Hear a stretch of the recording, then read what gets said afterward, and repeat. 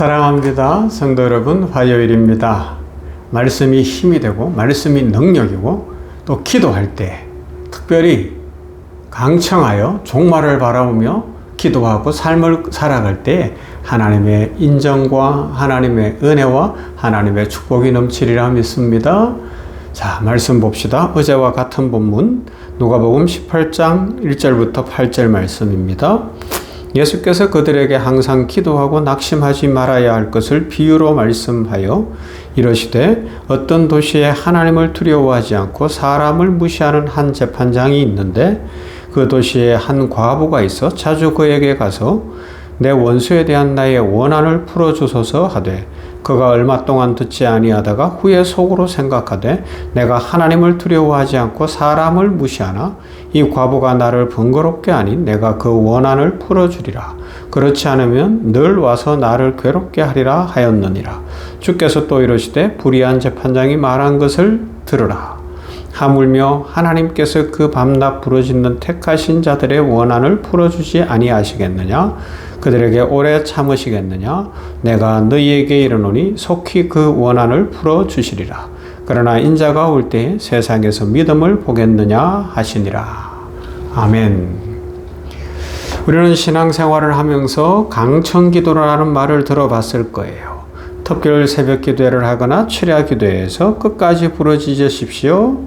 응답 받을 때까지 기도하십시오. 라는 말씀을 들어왔을 수 있어요.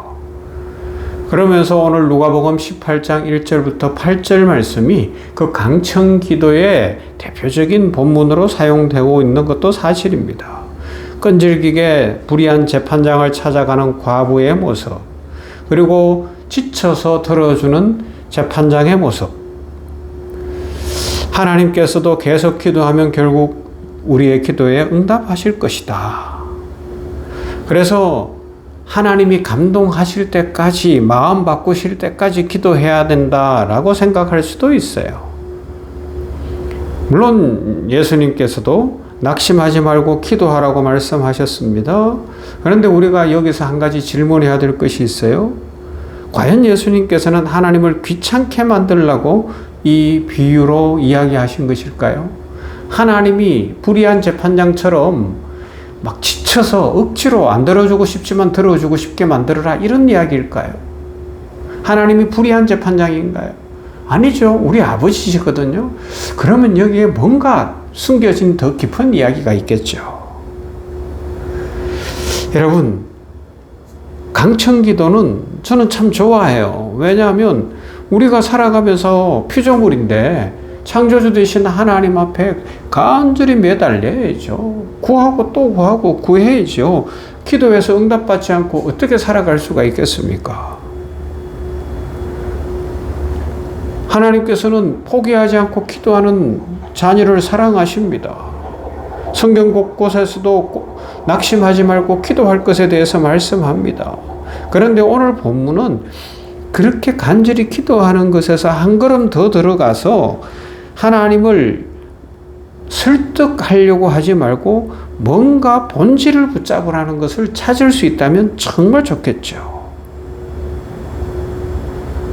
마치 내가 정성이 부족해서 내가 더 구하지 않아서 내 기도가 부족해서라고 생각한다면 하나님을 사랑의 아버지가 아니라 이 본문에 나오는 불의한 재판장 정도로 생각하는 것밖에 안 되기 때문에 하나님에 대한 이해가 틀리잖아요. 그죠? 하나님은 사랑의 아버지시니까 뭔가 깊은 의미가 있습니다. 하나님은 우리가 기도하시기 전에 우리의 필요를 아십니다. 우리가 말하기 전에 우리를 사랑하시는 아버지십니다. 우리가 간구하기 전에 우리에게 가장 좋은 것을 준비하시는 하나님 되십니다. 그러면요, 오늘 이 비유의 등장인물을 한번 생각해 보십시다. 두 명이 나오죠. 하나는 과부고 하나는 재판장입니다. 과부는 당시 사회적으로 보호를 받을 수 없는 사람들이죠. 오늘날은 뭐 그렇게 옛날 같지는 않습니다만은 당시 유대 사회에서는 과부는 고아와 함께 가장 약한 존재로 여겨졌습니다. 경제적인 힘도 없어요. 사회적인 배경도 없어요. 법적으로 자신을 보호해 줄 사람도 없고 누군가 대신 싸워줄 사람도 가족도 없어요. 한마디로 세상에서 가장 약한 사람입니다. 그런데 과부가 불의한 재판장을 찾아갑니다. 왜 그렇습니까? 다른 방법이 없기 때문에 그렇습니다. 오직 그 재판장의 판결만이 자신의 억울함을 풀어줄 수 있기 때문에 그렇습니다. 그래서 포기하지 않는 거예요. 거절당해도 욕을 먹어도 다시 가요. 문전박대를 당해도 또 가는 거예요. 부끄러워하지 않습니다. 체면도 없습니다. 다른 희망이 없기 때문에 그렇습니다. 이것이 바로 오늘 성경에서 1차적으로 가르쳐주는 거, 이게 믿음이다. 믿음이 뭐예요? 하나님 외에 다른 길이 없다고요. 나는 하나님의 축복을 받는 것 외에 다른 길이 없습니다. 이 세상에 믿으리는 살아계신 하나님 분이십니다. 이 고백으로 하나님 앞에 기도하는 거예요. 하나님이 생명의 주인이시고 하나님이 우리의 모든 것 되시기 때문에 하나님만 믿겠습니다. 종말을 완성시키시는 이도 하나님 아버지십니다. 예수님의 다시 오심을 계획하고 이루시는 이도 아버지 하나님이십니다. 하나님만 믿겠습니다. 이 믿음의 고백이 하나님 외에는 다른 길이 없습니다. 과부가 이야기하는 이 모습 속에서 주님이 가르쳐 주시는 건 뭐라고요? 하나님만이 길입니다라는 거예요. 하나님만이. 자, 그러면요. 불의한 재판장. 하필이면 왜 불의한 재판장이에요? 하나님도 두려워하지 않고 사람도 무시하는 자라고 소개합니다. 가장 나쁜 재판장이라고 할 수 있죠. 돈 없고 힘없는 사람의 사정을 전혀 들어주지 않고 정의보다 자신의 이익을 먼저 생각하는 사람이라고 할 수도 있고, 하여튼 비인간적인 사람인데 결국은 과부의 청을 들어줍니다. 왜 그래요? 과부를 사랑해서도 아니고 정의를 실현하려는 마음이 있어서도 아니고 계속 찾아오는 것이 귀찮아서라는 겁니다. 그러면서 예수님이 뭐라 그래요? 불의한 재판장이 이렇게 하는데 하물며 너희 아버지 하나님이 안 들어주시겠느냐라고 외칩니다. 여기서 중요한 것은 예수님이 말씀하시는 이 비교 속에 나타난 대조를 봐야 돼요. 하나님은 불의한 재판장이 아니라 아버지 하나님이시라는 겁니다. 재판장은 억지로 움직였지만 하나님은 사랑으로 응답하십니다. 재판장은 귀찮아서 응답했지만 하나님은 자녀를 사랑하시게 응답하십니다. 재판장은 관계가 없는 사람이었지만 하나님의 우리의 아버지십니다. 그래서 이 비유는 하나님을 귀찮게 만들으라가 아니고 하나님은 우리를 사랑하시는 아버지시라는 사실을 더 확실하게 보여주기 위해서 이런 비교를 쓰는 거예요. 불의한 재판장이 어쩌다 들어주는 정도가 아니라 하나님은 항상 들어주시는 우리 아버지시다. 이걸 강조용법으로 알려주시는, 항상 들어주시는 거예요. 우리의 기도를, 우리를 너무너무 기뻐하십니다. 그래서 문맥에서 본문을 봐야 되는데 문맥 누가복음 18장만 볼 게 아니라 앞으로 가야 되는 거예요. 주일날 말씀드렸어요. 17장으로 가야 돼요. 그래서 17장에서 뭐라고 이야기합니까? 바리새인들이 인자의 날, 세상 마지막 날이 어떻게 되냐라는 질문 속에 인자의 날을 말씀하시는 거예요. 다시 말해 예수님의 재림과 하나님 나라의 완성을 말씀하시는 것이죠. 그러면서 종말을 바라보는 사람, 완성의 날을 바라보는 사람은 오늘 본문 18장 1절 항상 기도하고 낙심하지 말아야 한다.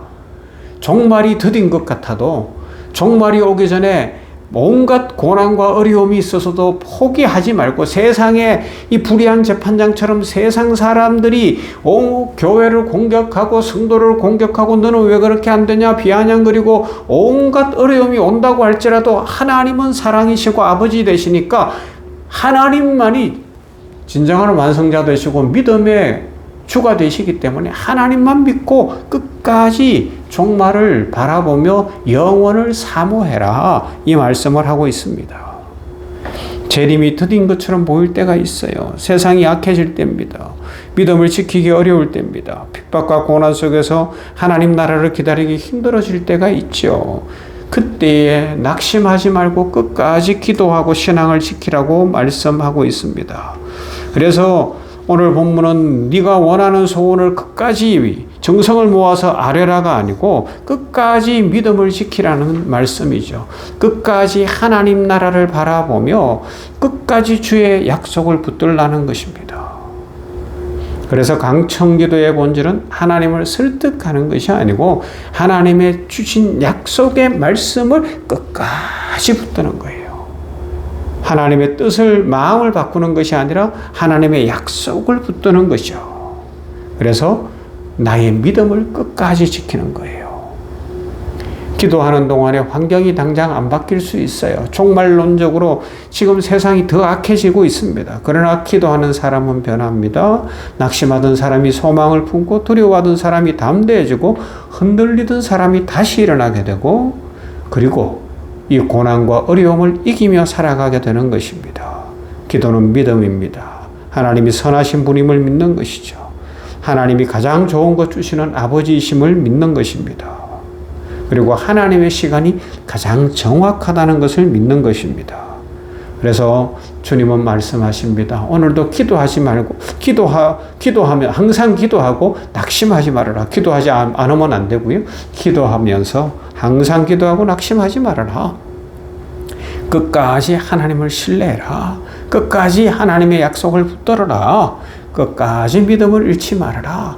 하나님의 나라가 이루어졌고 완성이 오고 최후 승리가 있을 것이다 알려주십니다. 그 믿음으로 기도하며 살아가는 모든 성도들 되기를 주님의 이름으로 축원합니다. 사랑과 은혜가 풍성하신 하나님 감사합니다. 오늘 화요일 새날 이 한 날을 시작합니다. 주의 축복으로 채우시고 주의 은혜로 채워 주시옵소서. 아버지 하나님이여, 이 강청기도 앞에서 우리 자신을 돌아보며 내 소원 성취로 살아가는 것이 아니라 하나님의 뜻을 구하며 종말론적으로 살아가는 우리들 되게 하여 주시옵소서. 우리의 판단이 분명해지게 하여 주시옵시고 나의 기준, 나의 이기심을 따라서 모든 사람을 적으로 돌리고 나만 잘되면 된다는 그런 어리석은 생각 속에 빠지지 않게 하여 주시옵시고